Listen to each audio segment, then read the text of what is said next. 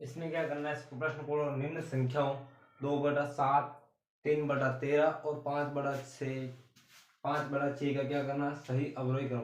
अवरोही क्रम और आरोही क्रम दो में आपको कंफ्यूजन नहीं हो रहा है। अवरोही और आरोही। अवरोही का मतलब क्या होता है, बड़ी से छोटे की तरफ, और आरोही का मतलब छोटी से बड़ी संख्या की तरफ जाना। आपको क्या गलत है, समझ में आया है? आरोही अवरोही ऐसे समझ आना, सबसे अवरोही यानी सबसे बड़ी संख्या कौन सी। अब देखो ये तो भिन्न में लिख रहा है, उसके सिंपल तरीके में लिख लो, उसमें भाग लगा के देखो। सॉरी, ये संख्या ले लो, दो में भाग लगा के देखो। 7 का तो यानी कि नहीं जा रहा है, दो तो पॉइंट लगाओ, 20 हो जाएगा। 7 दूनी 14, कितने बज रहे, 6 बज रहे। पॉइंट लगा रखा है, 0 है। 7 7 7 8 56 आया यहाँ तक समझ में। उसके बाद 2 पॉइंट तक निकालो, सही आ जाएगा। 13 3 में लगाओ, नहीं भाग जा रहा है, पॉइंट लगाओ। 30 आया, 13 2 26, कितने बज रहे, 4 बज रहे ना। तो वापिस 40, 13 39 और 5/6 में भाग लगाओ तो 5 में जा रहा है, पॉइंट लगाओ, कितना आ रहा है 50, 6 7 42, 6 8 48। उसके बाद कितना 2 बज रहा है, तो पॉइंट लगा रखा है, 20 आएगा। 20 6 दूनी में 6 3 18 पॉइंट 83। अब इसके माध्यम से आप समझ सकते हो सबसे बड़ी संख्या कौन सी। सबसे बड़ी क्या, पॉइंट 83 वाली ये। उसके बाद पॉइंट ये वाली, और ये सबसे पहले कौन सी आ जाएगी, 5/6। इसके बाद आपके 3/13 वाली, और इसके बाद आपके सॉरी तो क्या, सॉरी देखो,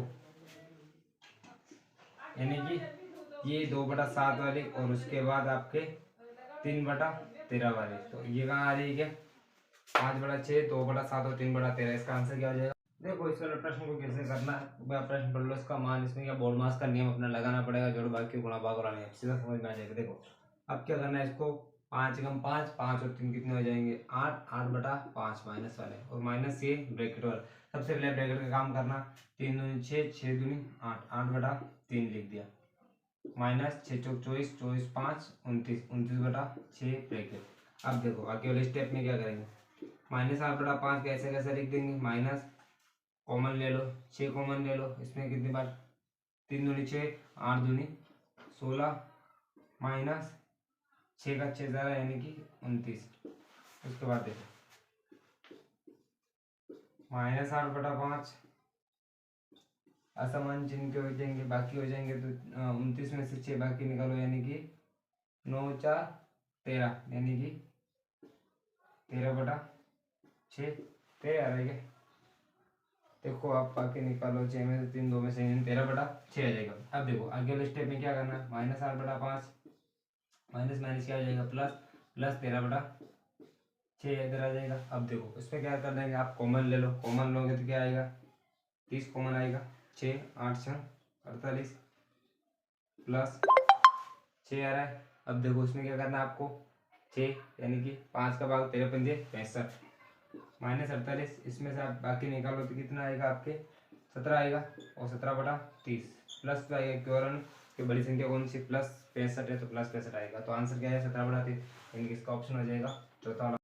देखो इसको भी चुटकुले में हल करके दिखा देंगे। अभी बड़ी से प्रश्न पढ़ो, बड़ी से बड़ी संख्या यानी वह बड़ी से बड़ी, जिससे क्या 244 तथा 2052 को क्या करने, विभाजित करने पर प्रत्येक स्थिति में क्या 4 शेष पर, यानी 4 शेष बच रहे भाग देने के बाद। तो आप ये कर सकते हो कि इसमें से 4 बाकी निकाल लेते, बात बराबर हो जाएगी। देखो 244 में 4 बाकी निकालोगे 240 आ जाएंगे, और 2052 इसमें से 4 बाकी निकालोगे 2048 आ जाएगा।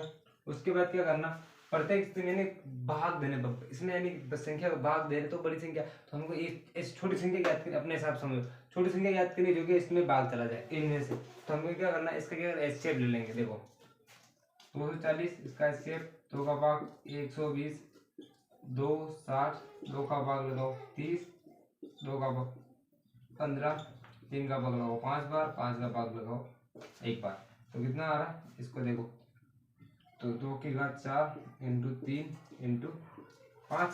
उसके बाद 2048, इसमें भाग लगाओ आप 2 का 1024, 2 का भाग लगाओ 512, 2 का भाग लगाओ 2 दूनी 4, 5 दूनी 10, 6 दूनी 12, 2 का भाग लगाओ 1, 2 दूनी 4, 8 दूनी 16, 2 का भाग लगाओ 6, 4, 2 का भाग लगाओ 32, 2 का भाग लगाओ 16, 2 का भाग लगाओ 8, 2 का भाग लगाओ 4, फिर इसमें 2 का भाग लगाओ 2, 2 का 2, यानी कि इसमें 2 की घात कितनी आ रही, 1, 2, 3, 4, 5, 6, 7, 8, 9, 10 और 1, 11, 2 की घात कितनी आ रही, 11। अब देखो इस स्टेप पर क्या, दोनों में से कॉमन संख्या लेनी है, तो इन दोनों में कॉमन संख्या कौन सी होती है, यानी कि दो कॉमन संख्या, परंतु जो नियम में लगता है इसमें क्या सबसे छोटी संख्या होती है वो लेनी पड़ती है। तो 2 की घात क्या आ जाएगी 4 ओनली 4, और ये 3 की घात 5 हम नहीं लेंगे। 2 की घात 4 का मतलब कितना हो जाता है 16, तो इसमें ऑप्शन 16 कौन सा, 2 वाला, तो इसका आंसर कौन सा आ जाएगा अपने ऑप्शन 2।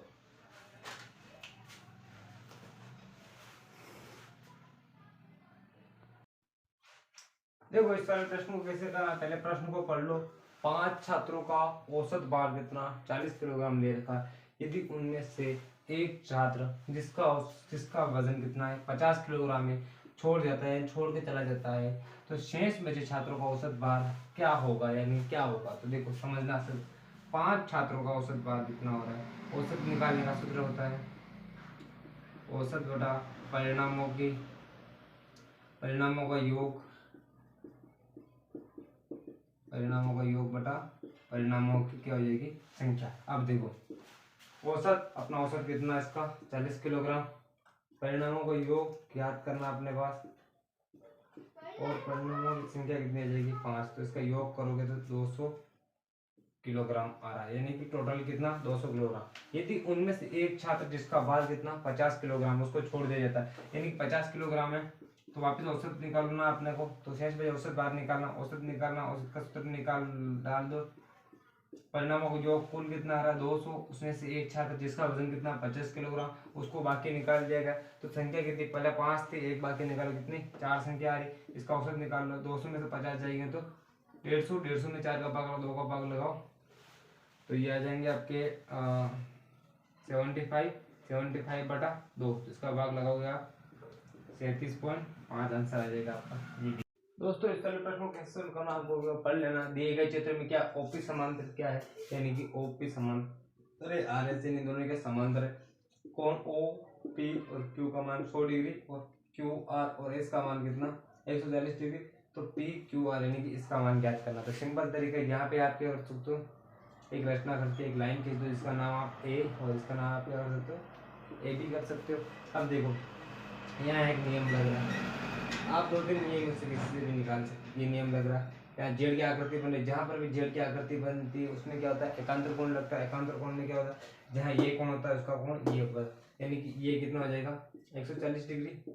अब देखो यहाँ तक 140 डिग्री तो है ये, पर ये आगे वाला कोण बच रहा है ना, एक लाइन पे कितना कोण बनता है 180 डिग्री कोण बनता है, 140 तो बन रहा है, 140 प्लस हमने इसको x मान लिया बराबर 180, x का मान कितना हो जाएगा 40 डिग्री, यानी इसका मान कितना आ रहा है अपने पास 40 डिग्री। ऐसा समझ। उसके बाद देखो एक नियम में लग रहा है जैसे कि अब ये यहाँ पे एकांतर कोण बन रहा है, यानी इसका मान कोण 100 है, तो इस पूरे का मान कितना आ जाएगा 100 आएगा ना। ऐसा समझ। देखो यहाँ तक तो अपने ज्ञात कर लिया, अब ये बच रहा है एक, और सीधी रेखा पे कौन कितना डिग्री कोण बनता है 180 डिग्री बनता है, 180 उसमें से आप 100 बाकी निकाल लो कितना आ रहा है 80, यानी कि इसका मान कितना आ रहा है अपने पास 80 डिग्री। अब देख लो यहाँ से समझ में आ गया, देखो इसको ध्यान से देखना, यहाँ तक हमने यानी इसका कोण अपने पास 80 डिग्री आ गया, इसका कोण अपने पास 40 डिग्री आ गया। तो अब इसको ज्ञात करना सीधा तरीका 80 प्लस 40 प्लस जो ज्ञात करना है इसको वाई मान ले बराबर कितना 180 डिग्री कोण बनता है सीधी रेखा पे। अब देखो 8 4 120 और 180 में से आप 120 निकालो कितना आएगा 60 डिग्री, यानी इसका मान कितना आ जाएगा आपके पास 60 डिग्री। कौन सा ऑप्शन, ऑप्शन 2।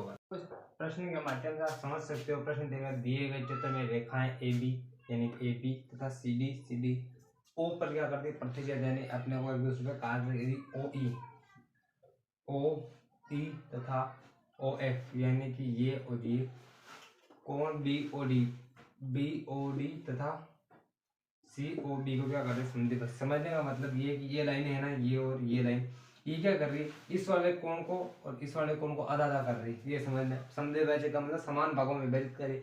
कोण ई ओ बी इसका मान ई ओ बी गलत सॉरी ई ओ डी सॉरी ई ओ बी की जगह ई ओ डी। आपको क्या देखा ई ओ डी कितना दे रखा है ई ओ डी 25 डिग्री दे रखा। तो कोण सी ओ एफ का मान ज्ञात करना है, यानी कि ये वाला कोण आपको ज्ञात करना। अब देखो इसको ज्ञात करने का तरीका क्या अपने को एक चीज समझ में आ गई है, विभाजित कर रही है। हम ये कह सकते हैं कि भैया कोण सी ओ एफ प्लस कोण एफ ओ बी यानी कि कोण बी ओ एफ लिख सकते हैं प्लस एक लिख सकते हैं बी ओ ई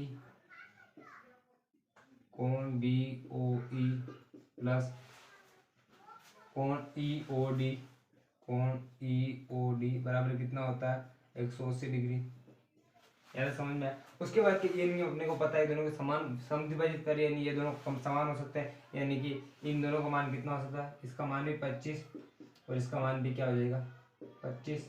आया समझ में। और ये दोनों कोण क्या दोनों समान है तो हम ये लिख सकते हैं तो कोण सी ओ एफ यानी कि दो सी ओ एफ प्लस 25 और 25 50 डिग्री बराबर कितना हो जाएगा 180 डिग्री। आया समझ में। अब देखो अब इसको बाकी निकाल लो तो दो कोण सी ओ एफ बराबर कितना 150 में से 50 बाकी निकालो कितने आ जाएंगे 130 डिग्री। उसके बाद देखो तो सी ओ एफ का मान कोण सी ओ एफ बराबर 130 में 2 का भाग लगाओ 6 दूनी 12 5 यानी कि 65 डिग्री का कोण, यानी कि कोण सी ओ एफ ये कितना डिग्री का हो जाएगा आपका 65 डिग्री आंसर आ जाएगा।